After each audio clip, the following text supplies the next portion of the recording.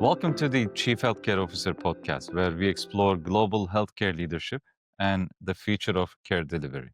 I'm Dr. Fatih Mehmet Gul, your host, and today we're discussing the power of authentic hiring in a world transformed by technology and talent disruption.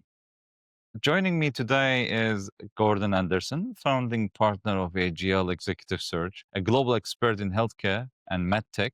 So, medtech is the most important area and the buzzword nowadays, and all leadership recruitment. He helps organizations identify leaders who not only delivers the results but also embody the culture and values that define the long-term success. Gordon, thanks for joining me today. Dr. Fatih, thank you for the invite. It's always a pleasure to see you, and I look forward to a fruitful conversation here. Thank you so much for your time. And also, it is great to hear that you're now in Mexico and enjoying the Mexican cuisine, I'm sure. So how's it going, the life over there so far?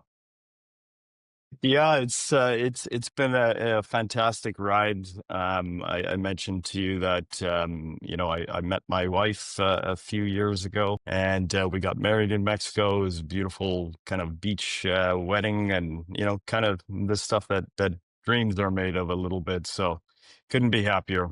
Thank you for asking. Great time of the life. And also congratulations for the coming baby. And I think that's a Thank you. great recruitment project. So congratulations to your wife as well. Thank you. I will pass that on to her. Appreciate it. Brilliant, brilliant. Gordon, before we dive in, what inspired you to focus your career on executive search, which is not an easy job, and especially within the healthcare and medical technology? Yeah. Yeah, it's a good question. I've been in this business for about 25 years, if you can believe it. I know I probably look a little younger than I actually am, but I turned 51 next month. So, but yeah, 25 years. I'm originally from Canada. When I was around 25 or 26, I moved to London, in the UK. And I met with a variety of search firms. I wasn't in that business at the time, but one of them actually said, "Hey, have you ever considered working in this business?" And I hadn't really considered it, but I've always had a real kind of interest in people and humanity. I studied marketing and psychology in university, which is quite an interesting mix. And then, I think that's kind of where it started. But over the years, I've worked in obviously the UK and Canada, now in Mexico, and I also lived in India for a few years. I think I've kind of touched a little bit on a number of the kind of pieces of the healthcare ecosystem. So everything from, private hospitals and clinics to government bodies and authorities to now in the medical technology field and a little bit in pharmaceuticals as well. And seeing how those different healthcare systems operate in really different countries, I think it's been a really kind of fascinating journey, if I can say that about myself. And, I think the thing that really ties it all together is that healthcare and the desire for good health. We all have parents and children and partners, and they've all had some experience with a healthcare issue or within a healthcare system. And so it's kind of rewarding to be part of that in some small way. If we do our job well and, find the leaders that can make change or bring about new technologies or whatever they can contribute in some small way, then health outcomes are better for everybody. And there is a patient at the end of the line that we need to be thinking about, no matter where you operate within that healthcare ecosystem. So those are some of the things that kind of keep me interested on a day-to-day basis. And I feel fortunate to do what we do. I really appreciate it. And I'm also hearing amazing feedback about you. I met already a couple of people that you have interviewed, and then they have been telling, the way how you manage this stuff. Healthcare itself is a complex industry, and you managed to add also another complex industry of med tech and technology. So it's not an easy job. I myself hiring people on a daily basis. Every day we meet with the candidates and then other people. Now you're really, I mean, managing in a very complex area, and selecting the people, convincing the client is not an easy job. So you're really doing it great, and I appreciate sharing the story. So Thank you. when we look at the healthcare talent market, I mean, things have dramatically changed post-pandemic period. Yes. From a vantage point, what's the single biggest shift in how organizations are hiring senior leaders today? That's a really interesting question. I mean, I think the general theme here post COVID is that the world is changing incredibly fast, and it's probably even faster than any of us can really process.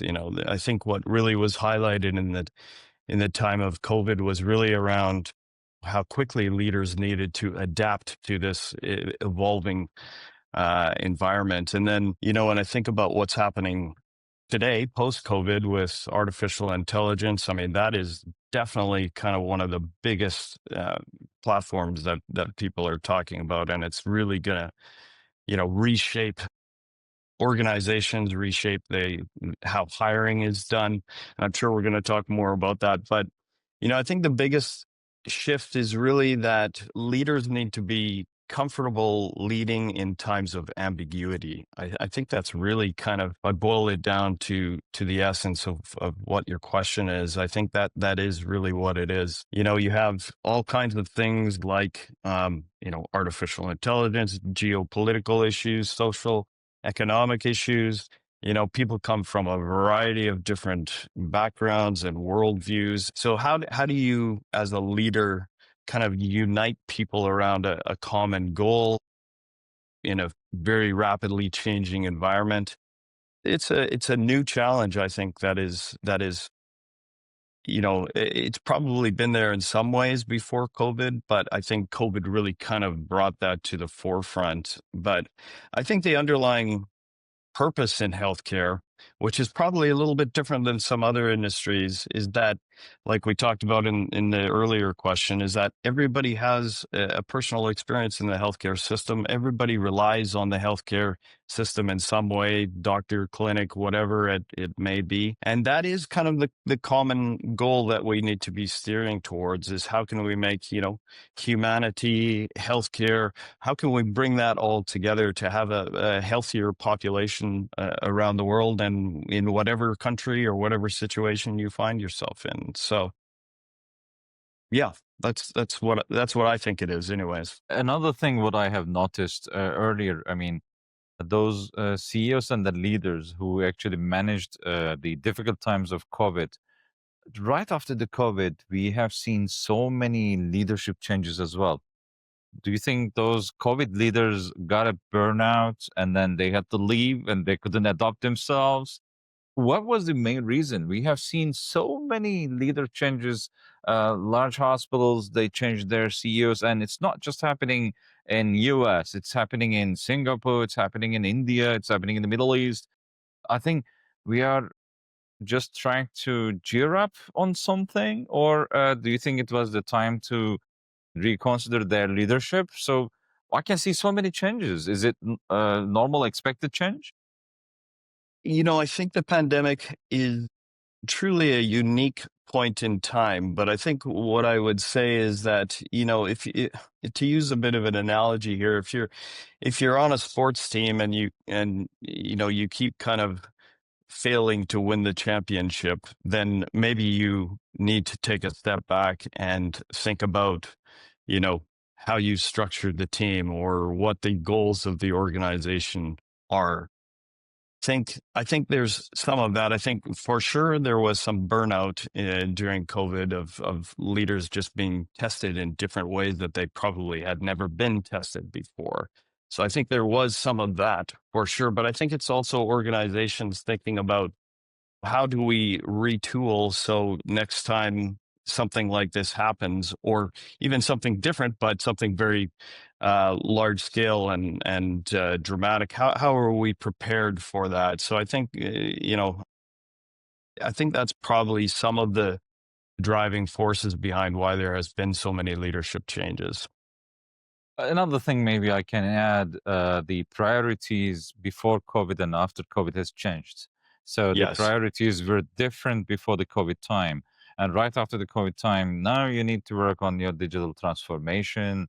You need to again manage the margins from the scratch and other, I mean, several things. So then I think this was driving boards to consider changing the CEOs.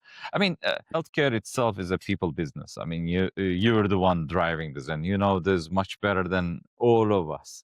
And I mean, you need to manage your people. You need to improve the things, you need to contribute to the operation, and at the same time you have to be also authentic, and you can't just, I mean, run the things behind the closed door. So let's unpack that one. I mean, what is the authentic leadership when you're meeting with the executive search activities and then leaders? What kind of authenticity you're looking for when you meet with the people, the candidates?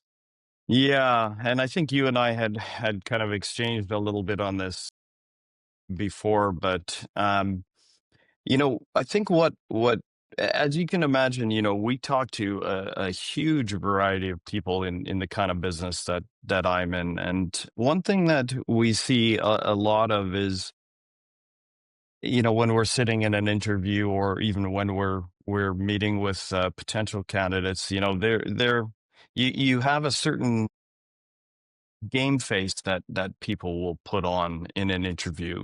They feel like if I position my experience this way, or if I talk about my skills in this way, then that will lead me to getting the position. And, you know, present a version of yourself that is not who you really are. That's going to end badly. The client organization is going to have an expectation of you that is different than the reality of who you actually are. And I think equally on the kind of client side of things, we all want to talk about our successes and what our mission statement is and how great the culture is. But I think, there needs to be some authenticity on the client side as well. We need to, be comfortable telling people that, hey, no organization is perfect. These are some of the challenges we're working on. And you need to really be able to kind of talk through those things on both sides of the equation in an authentic way. Else, like I said, it can end pretty badly. And I guess I always laugh because somebody said to me, if you sell the dream, you will live the nightmare. And that's kind of always stuck with me. And I think there is, some kernels of truth in there. So, I think when both sides are honest, then, you'll reach a better point. And also the last thing is you really want to not make decisions out of desperation. You want to be making a leadership hire and a leadership decision really out of a clarity of purpose rather than, oh my goodness, we're stuck in this spot and we need to fill this seat immediately. Very So good point. that gets into planning and succession and all that kind of thing. Very good point. And I also appreciate, I mean, having the authenticity on the client side as well, on the hospital side, on the healthcare company side.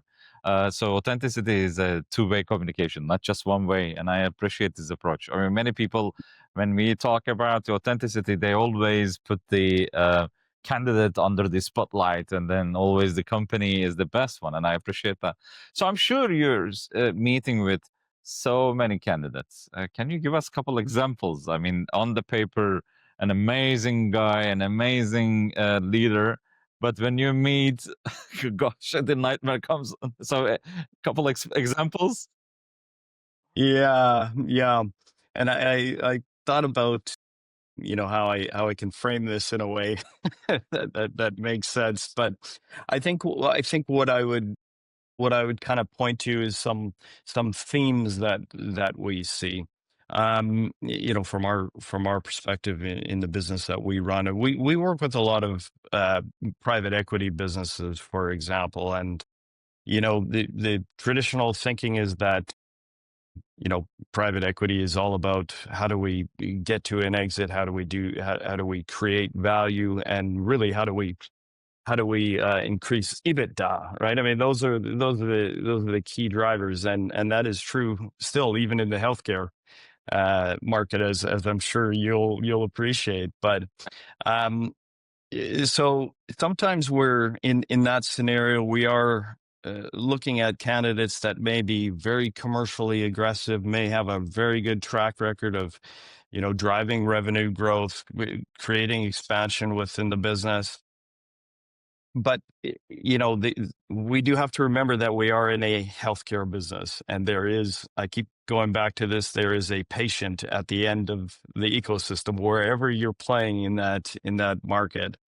And so sometimes that can get a little bit lost. I kind of call it the inside of the box, outside of the box conundrum. You can go with the safe bet who has been there, done that, and kind of knows everything about what an operating company might look like and all the cultural pieces that need to be in place. Or you can go outside, like I said, and find somebody who's very kind of commercially aggressive, who may be able to bring the numbers up, but may destroy the culture in the meantime.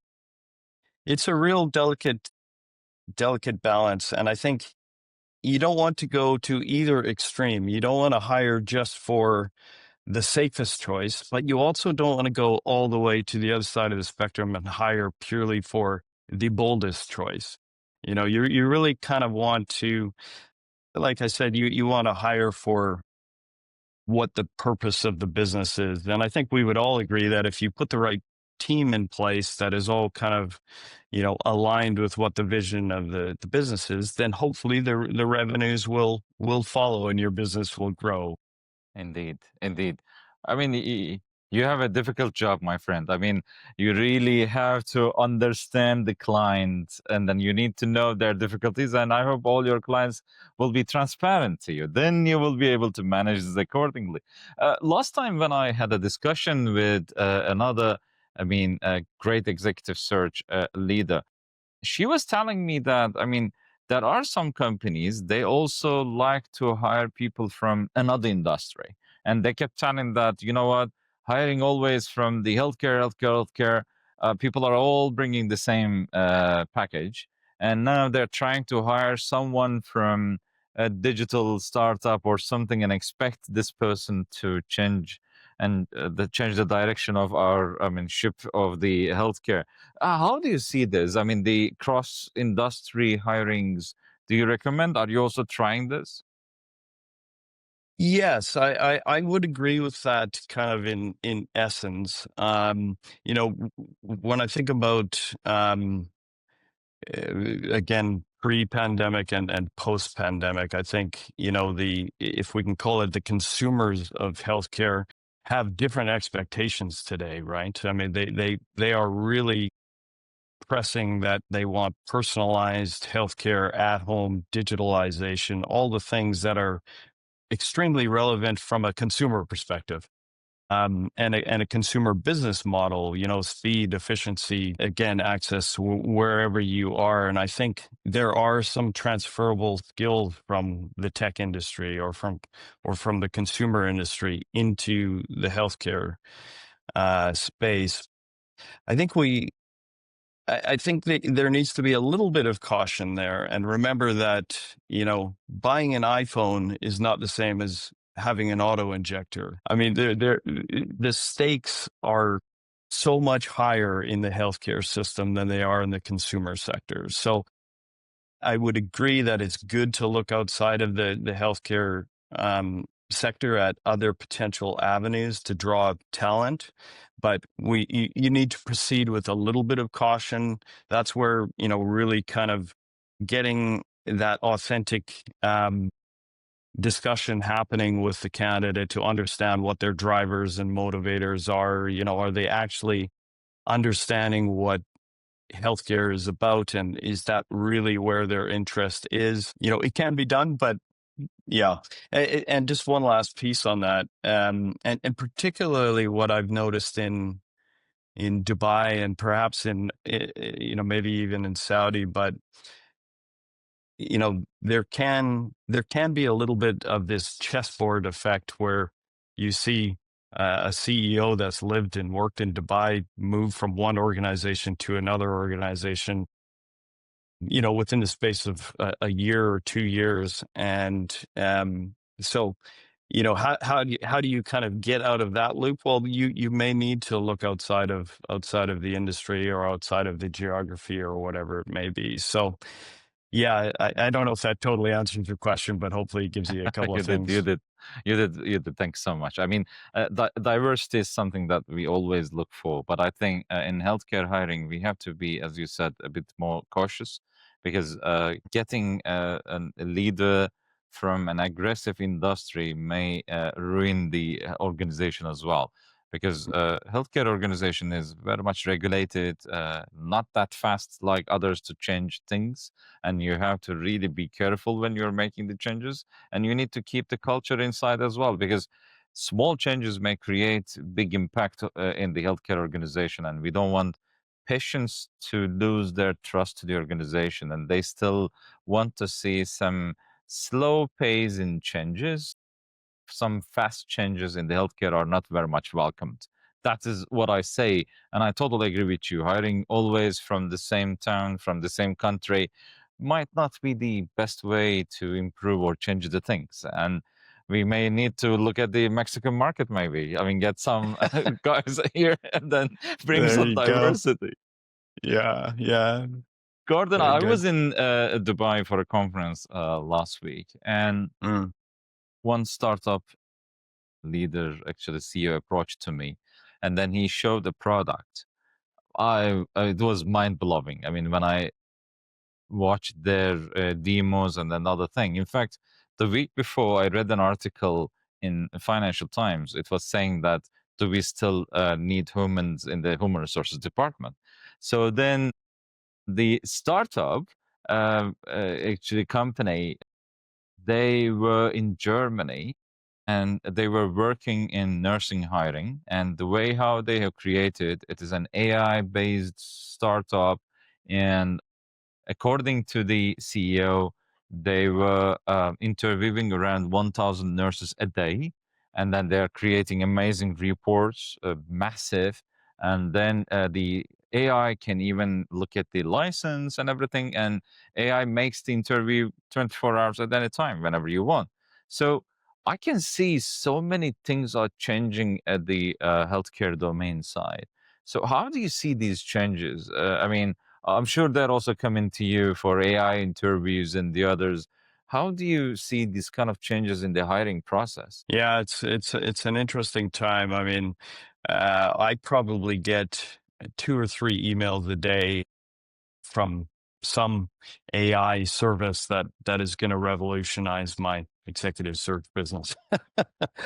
And I think part of it is about sorting out the kind of the wheat from the chaff. What's actually going to be valuable, not only in the way we do things, but I'm sure this is applicable in your business as well. You can easily kind of go down a rabbit hole and spend too much time there and figure out, a month later that, oh, what have I been wasting my time with? So, yeah, there is some of that with all the things happening with AI. I guess, from our perspective, we do use quite a few AI tools. I think processing volumes of information. I think it's very, very useful and good. And when we do video interviews like this, it's a great tool to be able to transcribe, but also to be able to interrogate and kind of talk with it about what observations we can glean from a conversation. Um, I think I think when it comes to things like video interviews with an AI instead of with a person, I don't think we have the right balance yet. And I guess what I mean by that, especially where there's a volume of people needed at an organization, like in a nursing environment, I understand why that's there. I mean, wow, how can you process thousands of people every month or every year? So I understand that, but when you kind of remove the human element, I mean, we talked to a lot of candidates, and one of the things that they complain about the most is when they go on to Company X's website to submit their application, they're either talking to a chatbot or they're filling out basically their resume in boxes, and then they get a letter back that's obviously, they haven't filled out one box in a way that the system recognizes, and there's zero human interaction. And so that's pretty frustrating. And again, I understand when there's volumes involved, it's hard for a business to manage it. So I don't think we have the right balance yet, but I'm not quite sure what the answer for that is. And I think at the leadership level where there's not that same amount of volume, I think the human interaction piece becomes even more critical. AI is very good at kind of processing information, and to a certain degree, it can probably read gestures on your face and make some kind of interpretation about where you are emotionally. But I think in terms of, actually measuring emotional intelligence and kind of engaging, looking at things like integrity and, you mentioned empathy and that kind of thing. There's no AI today that is really capable of doing that. And so I don't think we can disconnect the human part of that experience at this point in time. Who knows what the future holds, but that's how I feel about it today.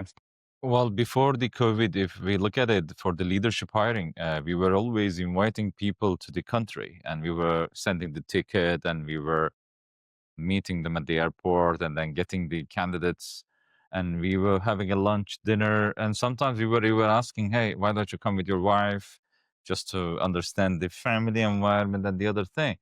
And then later on, after COVID, this habit has changed. Now we moved to the Teams and Zoom, and we are hiring leaders over the Teams and Zoom. Things are changing. So I think AI will also bring some changes at the later stages because the more we trust them, the more they learn what exactly we look for. I can see, I mean, some companies, they have already started, I mean, using several tools, creating personality tests and other kind of competency tests for the doctors, nurses. I fully agree with you. I mean, our business is the human touch business. Healthcare is human touch itself. At least we want to see this kind of interaction on I mean, screen, if not face to face, that we can bring them. But things are changing very fast, Gordon. I mean, when I have seen this product over there, the way how the product engages and asks the questions, and the report they showed me for a nurse interview, that was amazing. Yeah. So Yeah, I think we will see some changes on that. absolutely. And it's trying to predict what technological or artificial intelligent possibilities are going to be in the future is a little bit of a fool's game, I'd say. So I don't Agree. want to put my flag too firmly in the sand.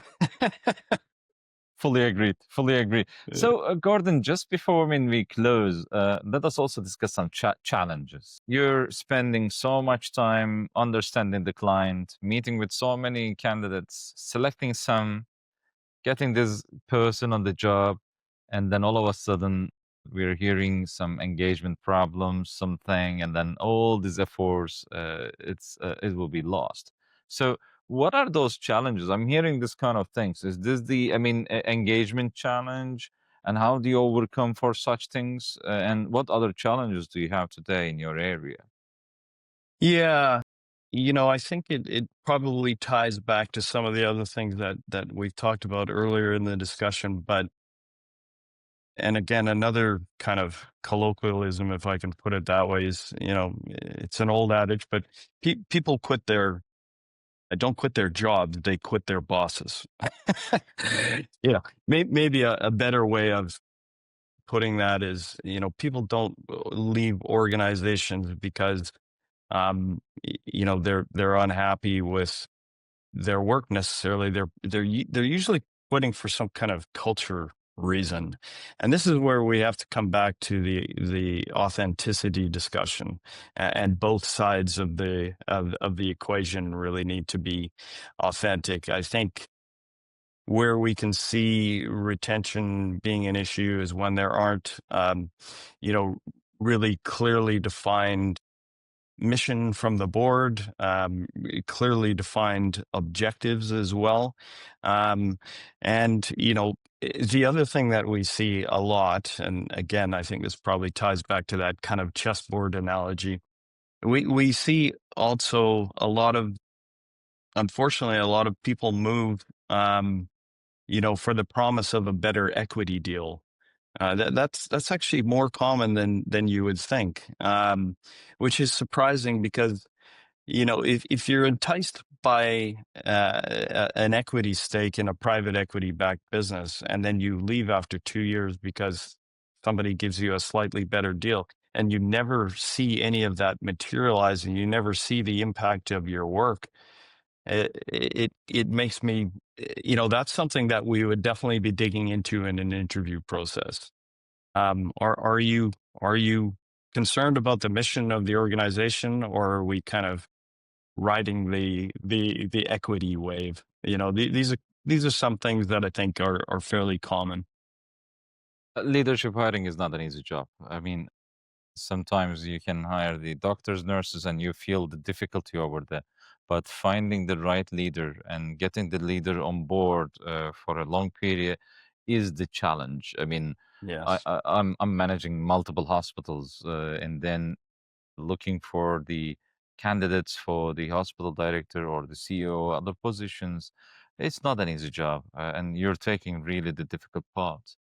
So before we close, any other things you want to add, Gordon? I think it's just such an interesting time, both from a healthcare perspective, but just globally. I think it feels to me like there is more polarization in the world, between different worldviews and all the things that are on the news. And I think why I love working in healthcare, and the thing that I try and think about and remember, is that, there's a patient here, and we need to keep that in mind. My Without getting too esoteric, my father had a heart attack right in front of me. I was the person who called the ambulance, and luckily he's okay. And he had 4 stents put in his heart, and I'm so thankful that the healthcare system was able to be there and act quickly and help him. And I think we all have personal stories like that. And so despite what all the problems around, or the challenges in leadership hiring or healthcare systems may be, I think if we're all kind of generally pulling in the direction that we need to, hopefully, humanity will benefit from that. Without I trying to really sound too appreciate. grandiose, or No, I hopefully really that makes appreciate, sense. Gordon. I mean, I'm a physician. The first thing when we started the courses, they told us patient doesn't have any religion, any language, any citizenship, anything. Patient is patient. So we're all trained for that first, and I have to take care of my patient first. Then, I mean, we can look at the job itself, X, Y, Z. I mean, news is news. You watch it, but any patient comes from the view, he is, they are a patient, and we need to manage Yes. this. And I appreciate this approach. So, Yeah. Gordon, Yeah. thank you so much for sharing. I mean, these powerful insights. Authentic hiring isn't just about finding the best candidate. That's what we have discussed. And it's about building the leadership that reflects the soul of healthcare, as you said, the humanities and then the other thing. So, for our listeners, I think you need to remember technology may drive the efficiency, but people drive the purpose. Thanks for your time, Gordon. I really appreciate for this great discussion. Thank you so much, Dr. Fatih. Great to see you.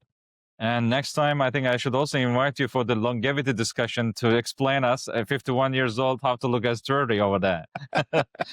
So then I will It's all invite about people to moisturizer. watch the YouTube. Thank you so much again. I really Wonderful. I appreciate it. love it. Thank you, Dr. You're most welcome. To our listeners, stay tuned for the next episode of the Chief Healthcare Officer podcast, where we continue rethinking healthcare leadership across the world. Stay tuned. We will catch up again. Thank you so much.